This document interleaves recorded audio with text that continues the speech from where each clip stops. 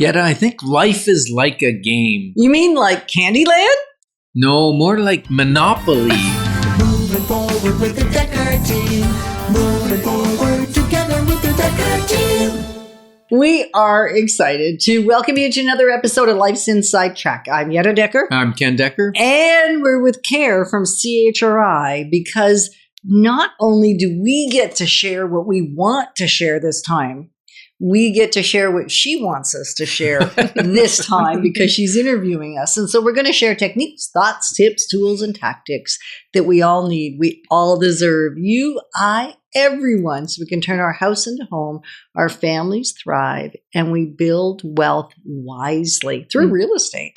Mm-hmm. And I love that we have so much foundation between the two of you with all this experience you have. And that's why I get to ask you these questions, because if you were to say, what do we want to share with people? Then you have this giant pool that you have to choose from. Mm-hmm. So here I get to kind of pick and choose a little bit. And I want to talk about investing, because I think a lot of people feel like, number one, they don't have money to invest. So how do I even get started? And then number two, again, money or investing is for rich people. But also, like, how do I get started in that? And so can we start by maybe sharing a little bit about your background and how you got into investing and how that's really become a strategy for growth for you guys? Yeah, we messed up and messed up and messed up, right?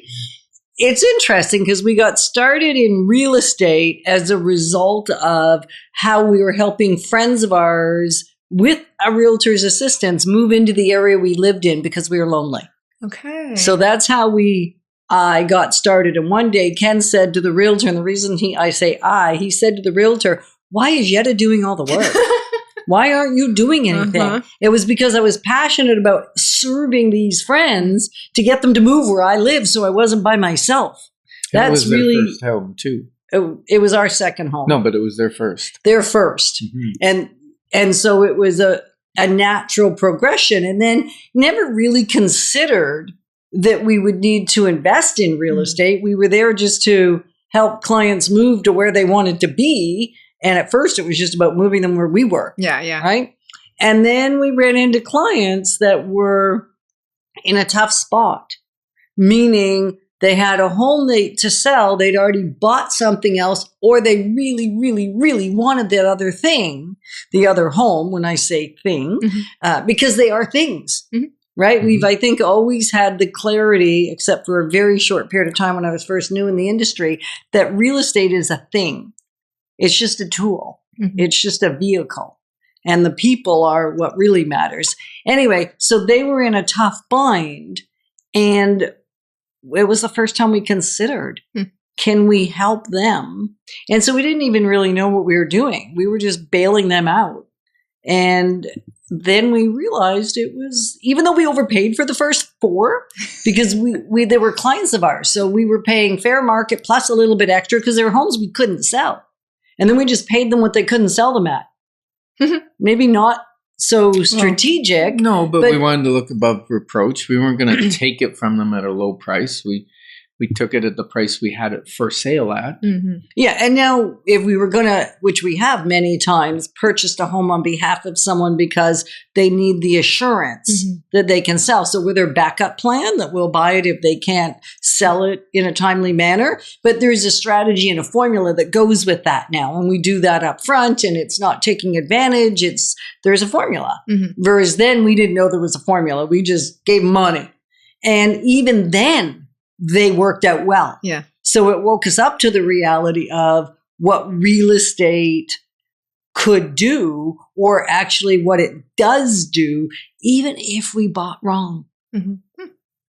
That's the investment perspective. Yeah. Because now you have multiple properties, and you guys would know how to navigate. Like, you're allowed to live here. You have to, there's rules on this stuff. You guys know. But was that scary for you? Would you say, Ken, to say like, okay, we're going to keep building this, or was it right away exciting? Well, I always had a passion for and wanted investment properties in my 20s. I said we're going to buy investment properties. Didn't know what the heck we were doing, but felt that was something that I wanted to do. And what we've found is that real estate is such a stable commodity because if you're in a town or a city that population is growing or even flat, you're good. Your values will stay. The only time really property goes down is if there's a general economic problem, or in that town, the major employer goes out of business or something, lays everybody If it's off. a one industry town. Yeah. Then if the population's going down in the town, then you've got too much supply of homes and the prices will go down. But historically, like even in the Ottawa area, historically over the last 50 years, it's gone up on average around 4 to 5% per year. There's been 6 years now where it went down in value, but only a couple percent each time. The worst one was after COVID, where we had record high increases, because real estate should not increase 20% per year, year over year. It's not sustainable. Can't handle it, yeah. It's not. People can't buy it. Afford it. People can't buy it. Like, it's bad news. So we all had to know that sooner or later there was going to be an equalization. Yeah, a little bit of a correction in the pricing. And what's interesting is, the market's been soft for the last 3-4 years. It's just about to really take off. And we really aren't much below COVID prices. We're below that period where it went super nuts from January to March, and then the government increased interest rates and it started to go down. We're below that, but the values are quite strong still. Right.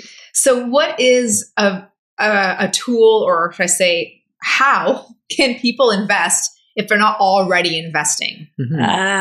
We love this one, don't we? We both want to go for this one, right? Yeah. Okay, you go first. I'll keep my thought. Okay, well, the first step is, if you don't own a home, the first step is to save towards buying a home. And there's great programs. We did a lovely show on first-time home buyers on what programs are out there, and take advantage of them. Start saving money. There's a scripture that says, don't despise small beginnings. And it takes the small beginning to move towards having enough money for a down payment, 5% for your first home, and then let that equity build up.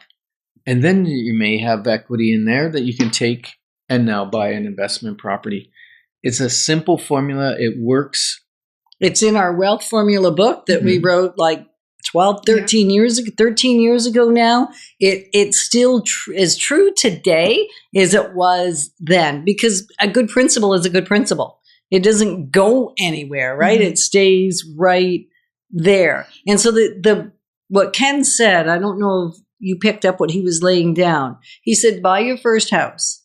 Out of your first house, let it grow, which means don't use it as a large ATM machine to refinance and consolidate. Rather, let a little bit of equity grow, mortgage pay down, and value increase, and then pull that same seed money. Like, it's kind of like you planted the seed in your first house, and now you can take that seed and turn it into the next house. That's the bottom line. Now, all this you guys will go through on your Building Wealth Wisely workshop. So let's give the date and time for that one. Okay, so that's March 20th in the evening. And the best way to get information on it is jump onto our website, dekkerteam.com. That's DEKKER team.com. And then my question to you is, which wealth game do you want to play? And we're glad that we can be positioning you to build wealth wisely through real estate, because it's about much more than just money. Moving forward with the Dekker Team. Moving forward.